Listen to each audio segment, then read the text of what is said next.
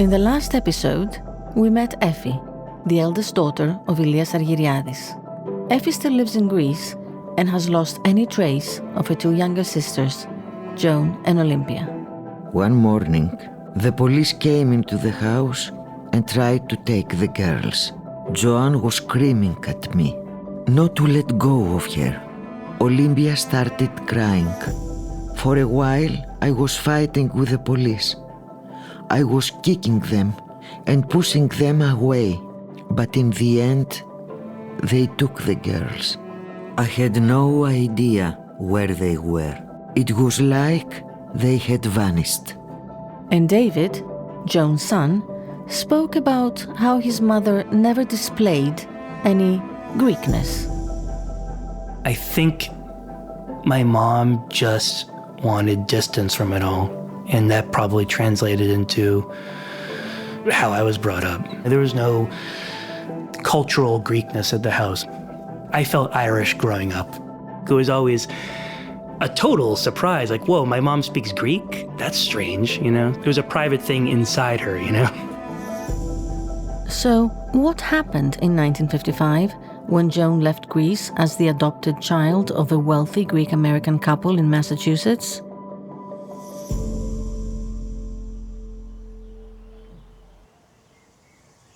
It is summer, and I'm in a small village in Arcadia, Greece, called Leondari. I'm talking with an old friend who's staying at a place near me. My name is Joan Demakis. I was born in the suburb of Lynn, a little bit north of Boston, in 1945. Joan is a personal friend who happens to be Greek-American. We meet every summer and catch up on her news. So I had mentioned to Joan the story I was reporting. But on one particular evening, we were in for a big surprise. And I was telling you I was looking into the history of adoptions from Greece to America, and you told me that you knew of two girls that were adopted. So back in Lynn, where Joan grew up, lived two girls adopted from Greece. But it was a while before I realized just who those girls were. We never made the connection that it was the story I was working on. Nope, we did not. I was surprised too. It turns out my Joan knew the Joan, David's mom. In fact, the two women grew up together. Joan and Olympia were adopted by a well-off Greek-American couple, Paul and Tina Skangas, in Lynn, Massachusetts. If the Skangases were one powerful Greek-American family in Lynn, the Demakises were the other one. Joan Demakis' father came to the U.S. in 1914 on a boat that took 3 weeks to sail the Atlantic. He rose to become a prominent Harvard-educated lawyer and a good friend of Paul Skangas. Paul was a very good friend of my father's, and they adopted two girls, Joan, who was the older, and Kathy. So the girls came to the United States, and Kathy was very young. She was 5. But Joan was the older, and she had seen so much more.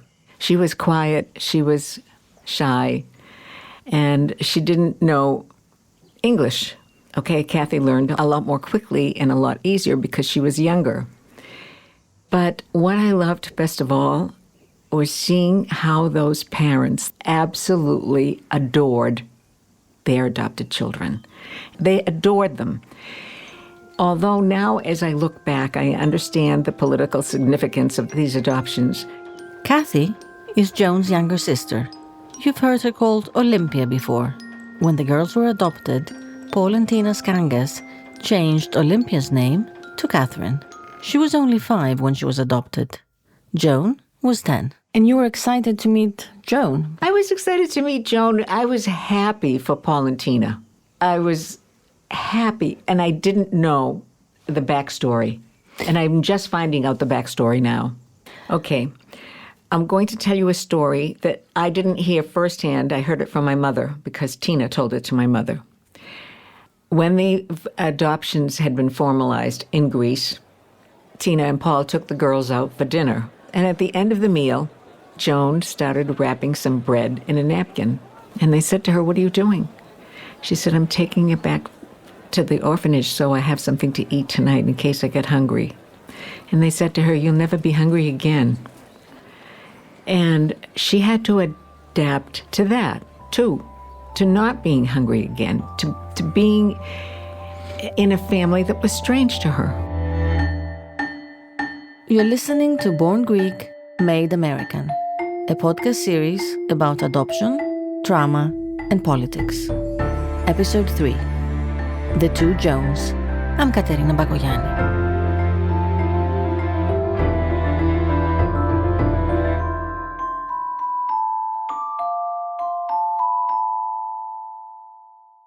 We're going to hear more from my friend Joan in a bit.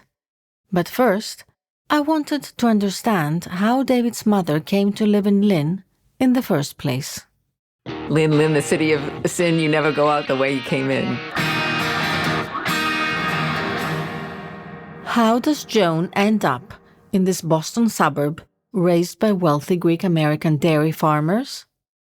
It turns out that the history of Greek adoptions by Americans is such an overlooked chapter in the country's diplomatic relations, the story even astounds experts. The adoption history of Greece came to me a little bit like a thunderbolt out of a blue sky. That's Honda van Steen again, the Koreis professor of modern Greek and Byzantine history, language and literature at King's College London. Honda, as you may remember from episode 1, was the one David reached out to find information about his grandfather.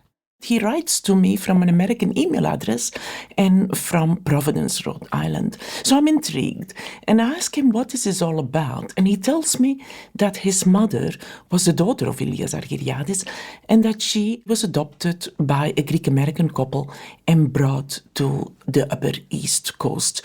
And he now reaches out to me because he wants to learn more about his history with a particular focus on this adoption history. And I am stunned because I had never heard of the adoption history of Greece. Even though I'd been doing modern Greek history for a long time, I had never heard of this. Part of the reason Americans want to adopt Greek children comes from a racist interest in having white kids. For America, it's important that the children are white, that they can stipulate that the child be healthy, and then all sorts of institutions start to make it happen. The rise of Greek adoptions comes around the same time the US is exerting a lot of political pressure on Greece. Greece in 1952 and all through the 1950s is very much dependent on the US. The US, through the Marshall Plan, started pouring enormous amounts of money for economic aid, relief aid, military aid. So that puts Greece in a relationship of dependency on the US. And that dependency gets solidified by Greek goodwill to respond to the American demand for adoptable children. And this side of the Cold War we've never looked at. The Americans demand certain subservience, a certain alliance, membership in NATO, room for military bases. But nobody had actually dared to look at to what extent the Americans also expect Greek goodwill on the subject of adoptable white children, which the Americans in the 1950s very much want. Honda calls this quid pro quo, not quid pro quo, but quid pro quo, that there is a give and take, there's a tit for tat. And one of the prices to pay, the very literal, the very bodily price to pay, is by way of the bodies of adoptable children. This is a matter of relationship building, diplomatic and political relationship building with the US at the price of young children. And in a sense, the Skangases are the perfect example of the American ideal of Greek adoptions. The adoptive parents, the couple that took in the two girls, started as small business owners of a creamery, dairy products, and then ice cream, and then a distribution network of dairy products. And they made a lot of money. The girls were very well taken care of materially, and there was also a lot of love in that family. The adoptive mother was a star, and they loved her dearly. I'm not so sure how much the adoptive father was involved, but he was definitely a very good provider. And then a lot of money was inherited down through the family. And so they become, from being quintessential communist stock, right? They become, given the wealthy background of the Greek American family, they become quintessential upper New England, upper middle class, free market capitalists. Some would look at Joan's life and say, it doesn't seem so bad. She moved from political persecution in Greece to living with a wealthy family in America, where she was adored and doted on. But I suspected things weren't quite so simple for Joan. I wondered if beneath her idyllic childhood, despite all its privileges, there was a hidden cost. And I was about to find out. Now, my friend Joan Dimakis knew Joan's gang as well. Their families were close friends. But they never became confidants exactly. There was always some distance between them. Back in the 50s, when Joan was growing up in Lynn, Joan Dimakis had never been to Greece. So it was hard for her to relate to the other Joan and all her experiences from the so-called old world. Joan Skangas' best friend was another little girl that had just immigrated from Greece to the neighborhood. And Martha and I became friends, but she became close friends with Joan because they had a shared experience. They shared a language. They shared the same country that they were born in. They shared a lot of things that I was not aware of as an American. And as luck would have it again, Martha just recently got in touch with my friend Joan. I met Martha again last summer. Really? In the village. What village? Ours. In Leodati, in Arcadia. How did that happen? She called me and she said, this is Martha Katrubis. She said, I'm in your village. And I'm in Leodati, in the village square, at the bistro that's there. So I said, don't leave. Stay where you are. I'm getting dressed and I'm coming. It was like 4 o'clock in the afternoon. And I went, and I hadn't seen her for 45 years. If there's one person who can give us insight into what 10-year-old Joan was thinking and feeling when she first came to the States, that would be her best friend Martha. Of course I went to see Martha, who now also lives in Greece, in Pylos, a little town on the Ionian coast in the south. Kalimera. She was out in her yard, a yard filled with beautiful flowers, waiting for us. This is wonderful here, really. Did you stay all winter here? I did. I've been here since March. I did a lot of work. All that is new. My steps I knew. My windows I knew. Oh, titrabic, so you have no idea. Inside her home, Martha makes us tea and shows us around. Since her husband passed away, she spends her time between Pylos and Vermont. When I leave here, I say, oh, goodness, why am I leaving? It's so beautiful. And then when I leave Vermont, too, I say, oh, why am I leaving Vermont? It's so beautiful. So I'm lucky. Her house looks out over the town. The view from the large living room windows is breathtaking. My producer is more impressed with the kitchen, and more specifically, with the kitchen island. Wow.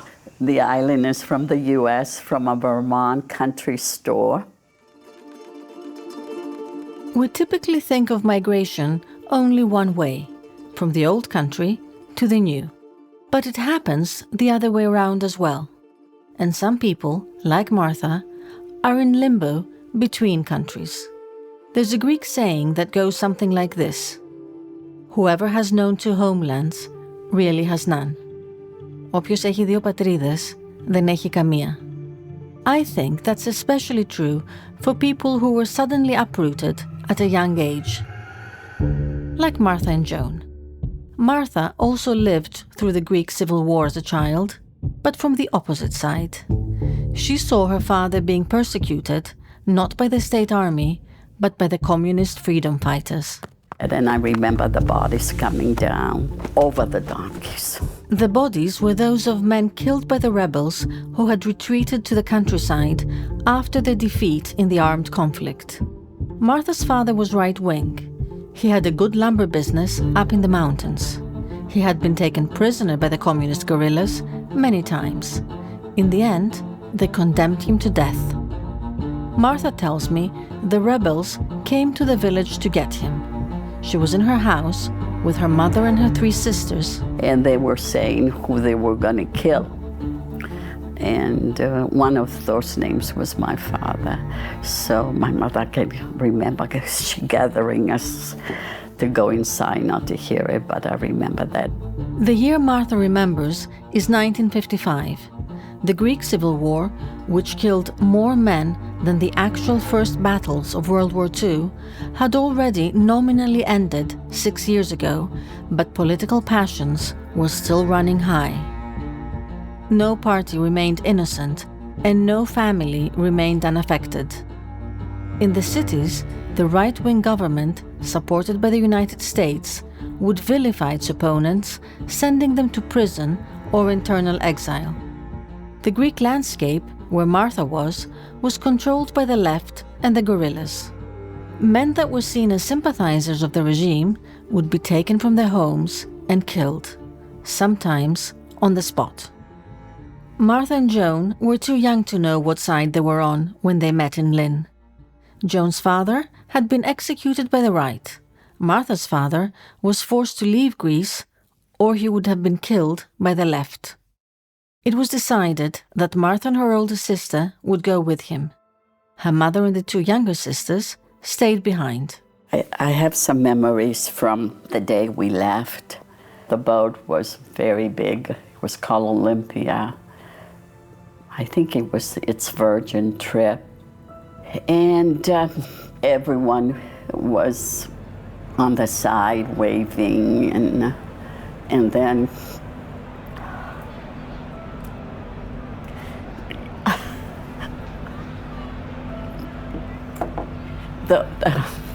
the ships had that awful habit of blowing their horns, which is so painful. And that slow departure. I think your story resonates with many Greek Americans. Yes. I don't think I felt the pain for myself, but when I saw the older people wave and take their shoes off, that is the most painful memory of separation. Those who were leaving for America all stood on the deck to wave goodbye to their loved ones, one last time. They took their shoes off so that their families on the shore would know it was them. There were so many people crammed together, it was impossible to make out any faces. So they would wave their shoes, their hats, their sticks, whatever was handy, to be recognized by those looking out for them. I can remember being in the background and just seeing all that and that siren. I have to say, I was taken by surprise. Not by Martha's force of emotions, but by mine. I was crying as hard as Martha, only I turned off my microphone. As a journalist, I hate being part of the story, but in this one, I am. For us Greeks, immigration forms our common identity. I grew up with stories of my grandfather who left his village in Arcadia for a better future in the States. I have searched for his name at the Ellis Island records. He arrived in New York in 1912 at age 18, even though he was probably younger and had to lie about his age to be admitted alone in the country. The name of the ship was Patris, homeland. Years later, I made the same trip, not by boat, but by plane, as a privileged teenager from Athens, to attend an American high school. It was Martha's turn to ask me. So did you feel it, Katerina? Not at first, no. As the months progressed, I felt it more. It took me a while to assimilate. Yes, the word is assimilation. Even at 10, I knew I had to try my hardest to assimilate. Martha told me she made the choice to like everything in the US. She decided to become American. That's when she met Joan. Her aunt and uncle knew the Skangases. And I think knowing my story and my age and my circumstances, Paul Skangas invited me to the house. The 2 girls became instant friends. She was very warm and very friendly. She was. She really was. Full of life. She wanted to take in everything and be part of everything. I can remember her carrying books in the halls of high school, and we'd stop and talk, and she'd tell me, "Oh, Wayne said hello to me." Schoolgirls sharing some fun. At the same time, there was a shared common loss between them.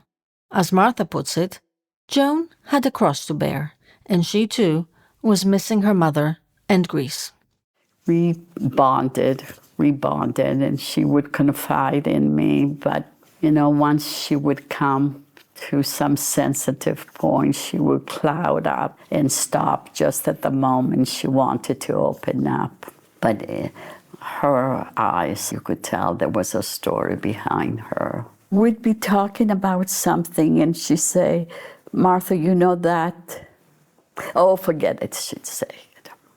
Oh, she'd say that my mother was killed or my father was killed. And then she'd shake her head and stop. It was too painful. I mean, why would you open up to anybody? It was just too painful.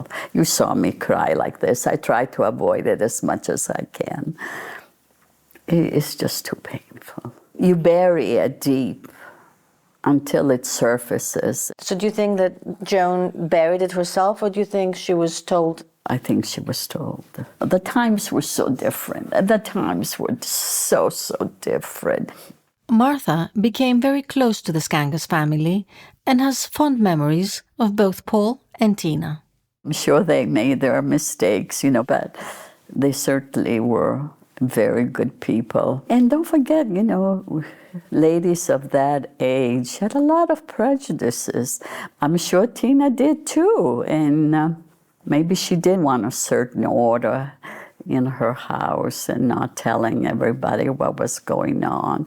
And I guess she wouldn't open up thinking that it was maybe ungrateful too, to open up and complain and open up and cry. I had the luxury of being alone and I would go into fits of crying. I don't think she had that luxury. She had many others. In the eyes of 10-year-old Martha, the house of the Skangases was a castle. And what amazed me mostly was at Christmas time, Katerina used to put up the most beautiful Christmas tree.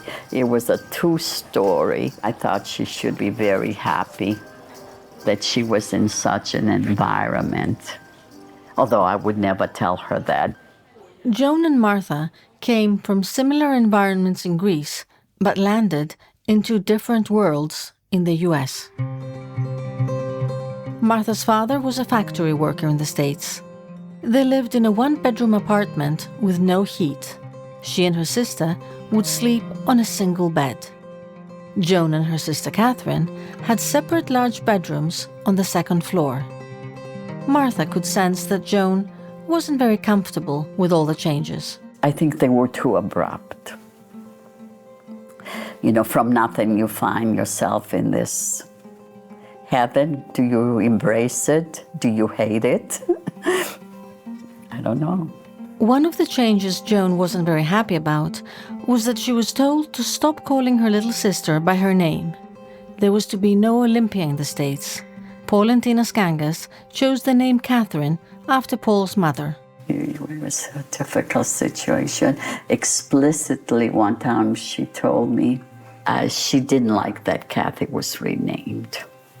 I think that maybe had been the point where she said, "Doesn't my past matter?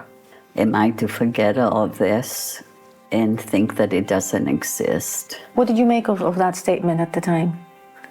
I think I realized how difficult it was for her and how deep her pain was and her memories.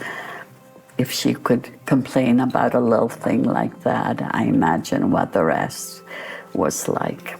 What I find hard to understand about Joan, as I'm gradually learning about her life, is at what point she decided to shut off completely. Remember, David told me that as he was growing up, his mother never spoke about her past in Greece. There was no desire to seek out her lost identity, to connect to the old world back home, or to make the return trip, like her childhood friends, Joan Dimakis and Martha. In fact, she hardly spoke Greek. Here's Martha's take on that. It became a habit. But I don't think she ever forgot, because if she had, she wouldn't have the problems. She buried it and never dealt with it, and nobody helped her deal with it, unfortunately. Joan and Martha lost touch when Joan went to college. Martha met her future husband right out of high school. And our lives became very different. She came once to visit me with some other friends, and things had changed so much. This was in '63, the hippie revolution has started. Joni asked me for an ironing board to iron her hair, to straighten it out with an iron. I was shocked. And then they would laugh at me. Oh, you're too straight. We're not coming together. I was too straight. They were college girls at that time, hippie college girls. And I was a married woman thinking of having babies. That was the last time Martha saw Joan. She tried calling her again a few times over the years. Joan never reached back. But now and again, Martha would get news on her old friend. She knew she was struggling, and she knew about her breakdowns. She now regrets not having tried harder. Because I think we could have shared a lot of things as we became adult, because I was young too. I didn't know how to help her. I was just there for her, listening all the time and encouraging her. I visited Martha to gain a perspective on Joan's upbringing with her adoptive parents. And what Martha remembered was very much the same with what Joan's son David saw as a child years later. David tells me there was a mentality of everything is perfect in the Skangas family. No wrinkles. We are an ideal Greek-American family. My grandmother, Athena, she was hard on my mom. Hey, Joni, your hair is too long. Still, as an adult, she would come over and she would kind of critique how messy the house was. The same mentality translated to not wanting to deal with mental issues. My mom was given a great life. But if you are interpreting love and care as connecting with your past and speaking freely about it, then it wasn't very caring. It was negligent in a way. I don't think my grandmother understood the mental illness. But the image of Joan straightening her hair with an iron, happy, following the vibe of the times, the 60s hippie movement and the music revolution, goes against everything I had heard about her. I asked David if he ever remembered his mother happy. I think she was able to enjoy her life, but not in place of the pain, just with it. My mother, I don't think I've told you yet, but my mother loved John Bon Jovi. She was, I think, happiest when she was listening to Bon Jovi. And as a 20-year-old, with my mom just morning till night, John Bon Jovi, it's my life or it's now, or all these songs that are just embedded in my brain. At the time, I was thinking, I hate John Bon Jovi. This is the worst. My mother is under the spell of this, pop star. Then David tells me that there came a moment when he was grateful to John Bon Jovi. On the 4th of July of 2011, Joan had another major episode. David was at graduate school, but he could sense from afar that something was different about his mother. So I told my dad about it. My dad was like, oh, okay. And then my dad says, oh, I've been meaning to tell you. That's like his tagline. Oh, I've been meaning to tell you. Because again, he's trying to minimize things. And he said, yeah, your mom's been acting kind of funny lately. I'll explain when you come up. I come up and, she was having a full mental breakdown. She was very manic. She threw out all the books in the house, out into the lawn, just any number of things. She would take her clothes off. They spent a difficult night in the emergency room, listening to Bon Jovi. We depended upon John Bon Jovi. But, oh no, listen, and we would sing and she just calmed down. We'd go through the whole CD You ever see these back then? And then she would fight and want to get out. She actually did push her way through us and ran out of the hospital. I ran after my mom, and it was a beautiful summer day, and she ran across the parking lot, and it had been raining the night before, and she found this little patch of grass. It was all mud, and my mom went right to there, and I was just joining her, and we went to this place that she chose, and I remember we were just silent, and it's amazing to me, she took off her shoes. She was a small woman, so she had these little tiny little sneakers. She took her sneakers off. She put them so perfectly, like an obedient child, put them right next to her. And she had these little tiny little socks that were now in the mud. And she just stood there and she looked and stared right at the sun. Just silent, looking at the sun. Which, come to think of it, there's a nice little Freudian slip there of the sun and the sun being I was the sun, but she just looked at the sun and I was there, the two of us dead silent, and I was thinking of the chaos in the emergency room, and we just stood there in silence until they came to get her, you know.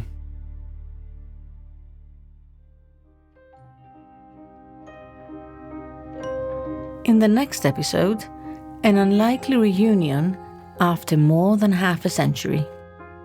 I had been told by somebody in Greek that I had a sister, but I didn't really understand it.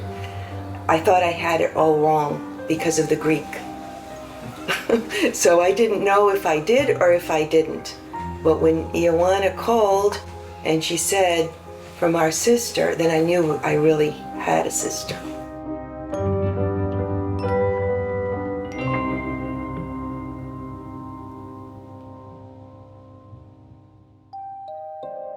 Born Greek, Made American is a co-production of Melon Media and the non-for-profit journalistic organization IMED. It is created and hosted by me, Katerina Bakogianni. Additional reporting and fact-checking from Dimitris Manis. Editing, mixing and sound design by Evangelos Makris and Dimitris Kokovidis. Our theme music is composed by Evangelos Makris. Executive producers were Nikos Aronis and Panayotis Menegos for IMED, and me for Melon Media. A big thank you to Campsite Media's Vanessa Grigoriadis for her support to this series from the very beginning. And special thanks to Honda van Steen. Born Greek is based on her book Adoption, Memory and Cold War Greece, Quid Pro Quo, and it could not have happened without her.